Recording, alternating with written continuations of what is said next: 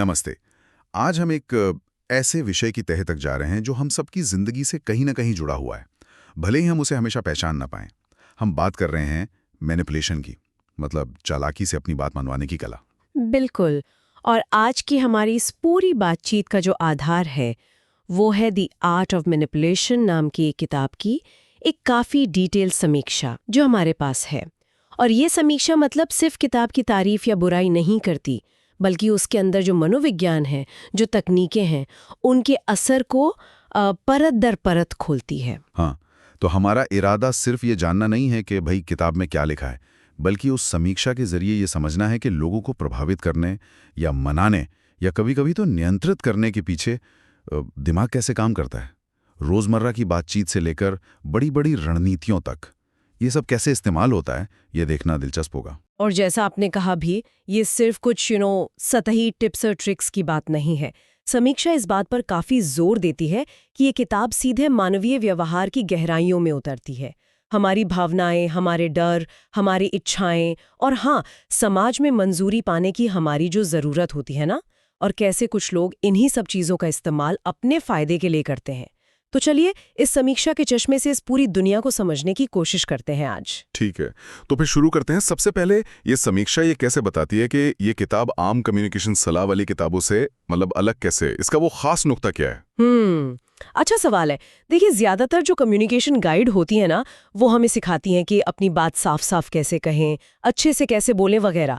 लेकिन ये समीक्षा इशारा करती है कि ये किताब इससे काफी आगे जाती है। ये सोच पर आधारित है कि हम इंसान हमेशा पूरी तरह लॉजिकल या तर्क संगत नहीं होते। अच्छा। हाँ, हम अक्सर भावनाओं में बह जाते हैं, डर हमें रोकता है, इच्छाएं हमें दौड़ाती हैं, और हमें ये भी फिक्र रहती है कि दूसरे हमारे बारे में क्या सोचेंगे। अच्छा, मतलब ये हमारी कमजोरियों या कहें कि मानवीय भावनाओं को समझने पर आधारित है ज्यादातर। बिल्कुल। समीक्षा के मुताबिक इस किताब का आधार ही यही है। वो कहती है कि जो लोग मैनिपुलेशन में माहिर होते हैं, वो हमारी इन्हीं भावनात्मक और मनोवैज्ञानिक कमजोरियों को बखूबी पहचानते हैं और फिर उनका इस्तेमाल करते हैं। वो जानते हैं कि कौन सी रग दबाने से क्या प्रतिक्रिया मिलेगी। ये कोई जादू टोना नहीं है, बल्कि इंसानी मनोविज्ञान की गहरी समझ का नतीजा है। तो ये सिर्फ तकनीकें नहीं गिनाती, बल्कि उनके पीछे का क्यों, मतलब वो काम क्यों करती हैं, ये भी समझाती हैं। समीक्षा में एक शब्द का जिक्र बार बार आया है, फ्रेमिंग। सुनने में तो बड़ा आसान लगता है, पर समीक्षा के हिसाब से इसका मतलब क्या है और ये इतना जरूरी क्यों बताया गया है? फ्रेमिंग। हाँ, ये वाकई एक बहुत बहुत शक्तिशाली कॉन्सेप्ट है जिसपे समीक्षा काफी जोर देती है। इसका सीधा सा मतलब है कि आप किसी जानकारी या किसी सिचुएशन को किस तरह से पेश करते हैं, मतलब किस चश्मे से दिखाते हैं। और समीक्षा ये कहती है कि कई बार ये प्रस्तुतिकरण, ये प्रेजेंटेशन असल तथ्यों से भी ज्यादा मायने रखता है। कोई उदाहरण दे सकती हैं आप, जिससे ये और साफ हो जाए? हाँ, क्यों नहीं। समीक्षा में एक क्लासिक उदाहरण है। सोचिए, आपको बताया जाए कि एक सर्जरी की 90% सफलता दर है और वहीं दूसरी तरफ आपको बताया जाए कि उसी सर्जरी की 10% विफलता दर है। अच्छा। गणित के हिसाब से देखें तो दोनों बातें बिल्कुल एक ही हैं, है ना? हाँ बिल्कुल। लेकिन सुनने वाले के दिमाग पर इसका असर बिल्कुल अलग होता है। 90% सफलता, ये सुनकर ज्यादा भरोसा, ज्यादा सकारात्मकता महसूस होती है। हाँ, सही बात है। 10% विफलता सुनने में थोड़ा डरावना लगता है। एग्जैक्टली यही फ्रेमिंग है, शब्दों और प्रस्तुति के जरिए आपकी सोच को एक खास दिशा देना। और मैनिपुलेशन में तो इसका बहुत इस्तेमाल होता है। ये तो कमाल की बात है। मतलब बात वही, बस कहने का ढंग बदला और पूरा असर ही बदल गया। अच्छा, समीक्षा में कुछ और शक्तिशाली चीजों का भी जिक्र है, जैसे भावनात्मक ट्रिगर्स। शब्द इस्तेमाल हुए हैं जैसे डर, अपराध बोध, चापलूसी, किसी चीज की कमी यानी स्कैर्सिटी, और अधिकार यानी अथॉरिटी का हवाला देना। ये ट्रिगर्स कैसे काम करते हैं? हाँ, ये भावनात्मक लीवर्स, जैसा समीक्षा कहती है, ये बहुत अहम है। ये एक तरह से ऐसे बटन हैं जिन्हें दबाकर लोगों की भावनाओं को उकसाया जा सकता है और उनके फैसलों को प्रभावित किया जा सकता है। और मजे की बात यह है कि अक्सर उन्हें पता भी नहीं चलता। विज्ञापन की दुनिया तो पूरी तरह इन्हीं पर चलती है। Limited time offer. हाँ, रोज देखते हैं। ये स्कैर्सिटी यानी कमी का इस्तेमाल है। हमें लगता है चीज ज्यादा जरूरी है, अभी ले लो। और ये डर या अपराध बोध, ये कैसे इस्तेमाल होते हैं? डर का इस्तेमाल तो देखिए राजनीति से लेके निजी रिश्तों तक में होता है। अगर तुमने ये नहीं किया तो देखो क्या बुरा होगा वाली सोच। अपराध बोध जगा के भी लोग अपनी बात मनवा लेते हैं, जैसे अरे मैंने तुम्हारे लिए इतना कुछ किया, तुम मेरे लिए बस इतना सा नहीं कर सकते। चापलूसी भी एक आम तकनीक है। किसकी तारीफ सुनना अच्छा नहीं लगता तो बस तारीफ करके उसे अपने पक्ष में करना। और अधिकार का हवाला देना, देखो फलां एक्सपर्ट ने ये कहा है या डॉक्टर तो ऐसा ही कहते हैं। ये बातें हमें आसानी से यकीन दिला देती हैं, भले हमें पूरी जानकारी न भी हो। समीक्षा बताती है कि किताब इन सभी ट्रिगर्स को खोलकर समझाती है कि ये हमारे दिमाग पर कैसे असर डालते हैं और हमें तर्क से हटाकर भावनाओं के आधार पर फैसले लेने पर मजबूर कर सकते हैं। ये तो सच में सोचने वाली बात है कि हम रोज कितनी बार इन चीजों का सामना करते होंगे और शायद ध्यान भी नहीं देते, लेकिन बात यहीं खत्म नहीं होती। समीक्षा में बॉडी लैंग्वेज और नॉन वर्बल संकेतों का भी जिक्र है। मतलब बिना कुछ कहे भी मैनिपुलेशन हो सकता है। ये कैसे मुमकिन है भला? बिल्कुल हो सकता है, और समीक्षा इसे एक बहुत महत्वपूर्ण पहलू मानती है। देखिए, हमारा शरीर भी तो लगातार बात करता है ना। कुछ लोग इसमें बड़े माहिर होते हैं, जैसे सही वक्त पर आंख मिलाना, आई कांटेक्ट बनाना। इससे विश्वास जगता है। आपकी शारीरिक मुद्रा, आपका पोस्चर, ये आत्मविश्वास दिखा सकता है, या फिर अधीनता भी। और एक और दिलचस्प तकनीक है मिररिंग। मिररिंग? हाँ, मिररिंग यानी अनजाने में या कभी-कभी जानबूझकर सामने वाले के हाव भाव या बैठने के तरीके की नकल करना। इससे एक तरह का अनकहा जुड़ाव, एक तालमेल महसूस होता है। अच्छा, तो इससे सामने वाला शायद ज्यादा सहज महसूस करने लगता है और फिर आपकी बात मानने की संभावना बढ़ जाती है। हाँ, समीक्षा बिल्कुल यही बताती है। जो कुशल मैनिपुलेटर होते हैं वो इन नॉन वर्बल संकेतों का बड़ी चतुराई से इस्तेमाल करके चुपचाप अपना प्रभाव बढ़ा सकते हैं, बिना एक शब्द ज्यादा बोले। वो एक विश्वास का माहौल बना देते हैं जिससे उनके असली इरादों पर शक करना मुश्किल हो जाता है। अब एक बहुत अहम सवाल पर आते हैं जिसका जिक्र समीक्षा करती है, वो है इन तकनीकों के डार्क यानी नकारात्मक और एथिकल यानी नैतिक इस्तेमाल के बीच का फर्क। क्या ये किताब लोगों को मतलब बुरे काम करना सिखा रही हैं? ये चिंता तो मुझे लगता है काफी जायज है। ये वाकई एक बहुत बहुत जरूरी सवाल है जिससे समीक्षा ने ईमानदारी से उठाया है। और समीक्षा का नजरिया इस पर यह है कि देखिए, ये ज्ञान एक औजार की तरह है, चाकू की तरह। अब चाकू से आप सब्जी भी काट सकते हैं और किसी को नुकसान भी पहुंचा सकते हैं, है ना। ये तो इस्तेमाल करने वाले की नियत पर निर्भर करता है। समीक्षा बताती है कि किताब इस बात पर खुलकर चर्चा करती है कि कैसे इन्हीं तकनीकों का गलत इस्तेमाल हो सकता है। जैसे एक उदाहरण दिया है गैस लाइटिंग का। गैस लाइटिंग, ये क्या होता है? थोड़ा समझाएंगी? हाँ ज़रूर। गैस लाइटिंग एक बहुत ही खतरनाक किस्म का मनोवैज्ञानिक हेरफेर है।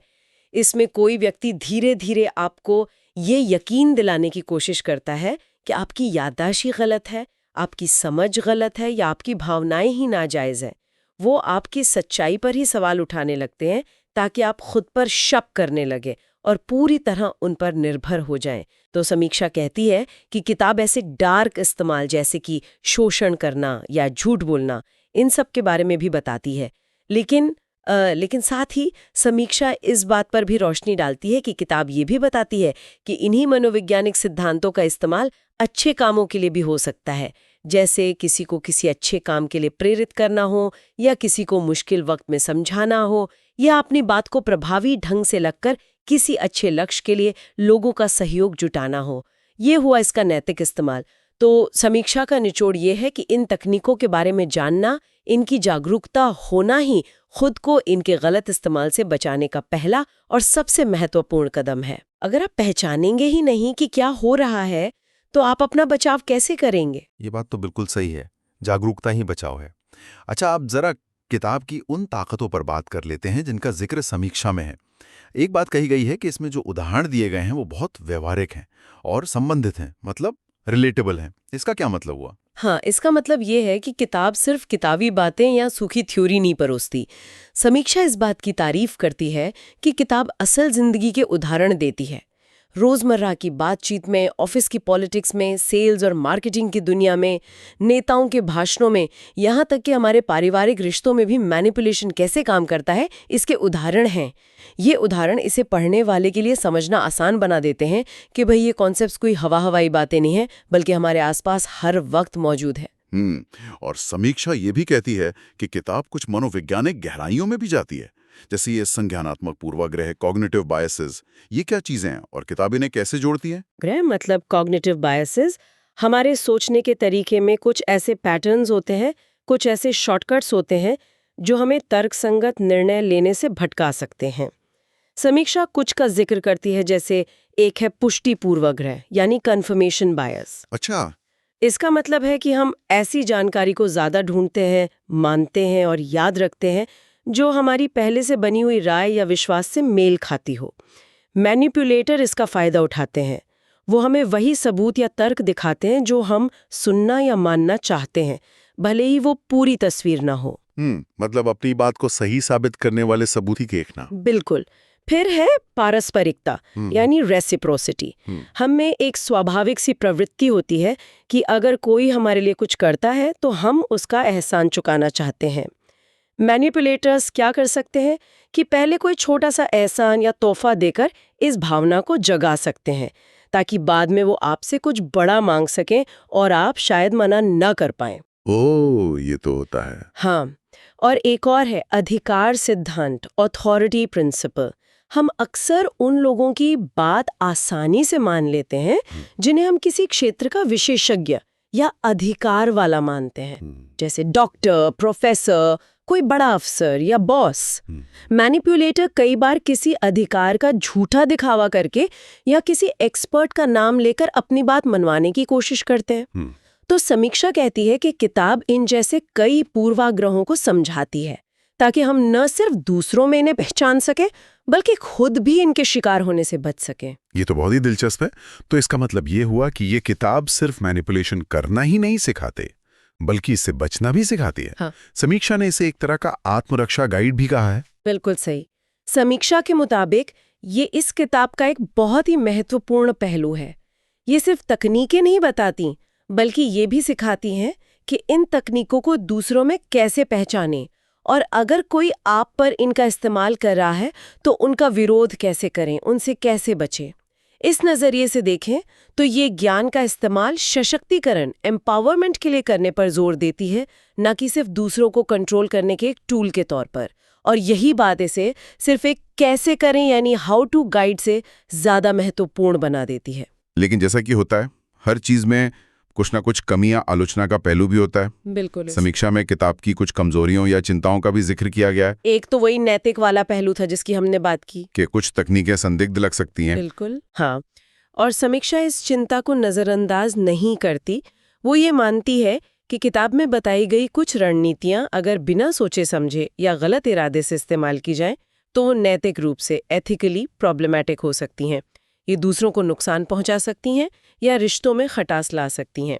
समीक्षा ये साफ करती है कि ये किताब आपको ज्ञान तो दे देती है, लेकिन उसका सही या गलत इस्तेमाल करना ये पूरी तरह पढ़ने वाले की अपनी नैतिकता और जिम्मेदारी पर निर्भर करता है। समीक्षा एक और बात नोट करती है कि ये किताब किसी एकेडमिक मनोविज्ञान की टेक्स्ट बुक की तरह बहुत ज्यादा रिसर्च या स्टडीज पर आधारित नहीं है, ऐसा कहा है। सही कहा। समीक्षा के अनुसार इस किताब का जोर व्यावहारिकता पर, प्रैक्टिकलिटी पर ज्यादा है, न कि कठोर वैज्ञानिक शोध पर, मतलब रिगरस साइंटिफिक रिसर्च पर उतना नहीं। इसमें आपको शायद हर दावे के पीछे दर्जनों एकेडमिक स्टडीज का हवाला न मिले। ये अनुभवों, अवलोकनों और मनोवैज्ञानिक सिद्धांतों के प्रैक्टिकल एप्लीकेशन पर ज्यादा ध्यान देती है। तो जो पाठक हर चीज के लिए एकदम ठोस एकेडमिक सबूत चाहते हैं, उन्हें ये शायद एक कमी लग सकती है। ये ज्यादा स्ट्रीट स्मार्ट किस्म का मनोविज्ञान है, लैब स्मार्ट कम। समझ गया। और एक और संभावित खतरा जिसका जिक्र समीक्षा करती है कि अगर इसका गलत इस्तेमाल किया जाए तो ये रिश्तों में एक तरह की गेम प्लेइंग या कहें कि जोड़ तोड़ वाली मानसिकता को बढ़ावा दे सकती है। हाँ, ये एक वास्तविक जोखिम है जिस पर समीक्षा ध्यान दिलाती है। अगर कोई पाठक इन तकनीकों को सिर्फ दूसरों पर हावी होने, उन्हें कंट्रोल करने या रिश्तों में हमेशा जीतने के हथियार के तौर पर देखने लगे तो ये बहुत नुकसानदायक हो सकता है। देखिए, सच्चे और स्वस्थ रिश्ते तो विश्वास, ईमानदारी और आपसी सम्मान पर टिके होते हैं, चालाकी और खेल पर नहीं। तो समीक्षा अप्रत्यक्ष रूप से यही संदेश देती है कि इन तकनीकों को सीखते समय संतुलन और नैतिक जिम्मेदारी का ध्यान रखना बहुत बहुत जरूरी है, वरना फायदे से ज्यादा नुकसान हो सकता है। तो इन सब बातों को ध्यान में रखते हुए मतलब ताकत और कमजोरियां दोनों को देखते हुए समीक्षा के अनुसार ये किताब आखिरकार किन लोगों के लिए सबसे ज्यादा फायदेमंद हो सकती है?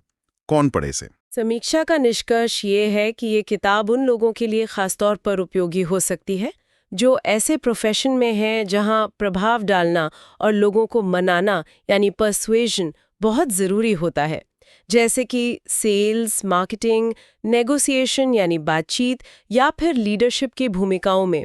इन क्षेत्रों में मनोवैज्ञानिक तकनीकों की समझ वाकई काम आ सकती है। इसके अलावा समीक्षा ये भी कहती है कि कोई भी व्यक्ति जिसे सामान्य रूप से इंसानी मनोविज्ञान और प्रभाव डालने के तरीकों में दिलचस्पी है, उसे भी ये किताब रोचक लग सकती है। और हाँ, जैसा हमने पहले भी बात की, वो लोग जो खुद को दूसरों के हानिकारक या जहरीले मैनिपुलेशन से बचाना चाहते हैं, उनके लिए भी ये एक अहम संसाधन हो सकती है। ये उन्हें उन संकेतों को पहचानने और समझने में मदद कर सकती है जिनका इस्तेमाल शायद उनके खिलाफ हो रहा हो। तो देखा जाए तो इसका दायरा काफी बड़ा है। कि कुल मिलाकर इस पूरी चर्चा और समीक्षा का सार क्या निकलता है? ऐसा लगता है कि ये किताब और इसकी समीक्षा हमें इंसानी प्रभाव और व्यवहार की उस जटिल दुनिया की एक झलक दिखाते हैं जो अक्सर पर्दे के पीछे चलती रहती है। मतलब ये आंख खोलने वाला हो सकता है। बिल्कुल सही कहा आपने। समीक्षा इसे अनिवार्य रूप से एक शक्तिशाली औजार के रूप में देखती है, और जैसा हमने पहले भी कहा, औजार का इस्तेमाल अच्छे या बुरे दोनों कामों के लिए हो सकता है। ये पूरी तरह पाठक पर निर्भर करता है कि वो इस ज्ञान का उपयोग कैसे करता है। क्या वो इसे अपनी ढाल बनाता है या दूसरों के खिलाफ हथियार? समीक्षा का मत है कि अगर इसे जिम्मेदारी और सही नीयत से पढ़ा और समझा जाए तो ये हमारी जागरूकता बढ़ा सकती है, हमारे संवाद करने के कौशल को सुधार सकती है और सबसे जरूरी, हमें दूसरों द्वारा आसानी से नियंत्रित होने से बचाने में मदद कर सकती है।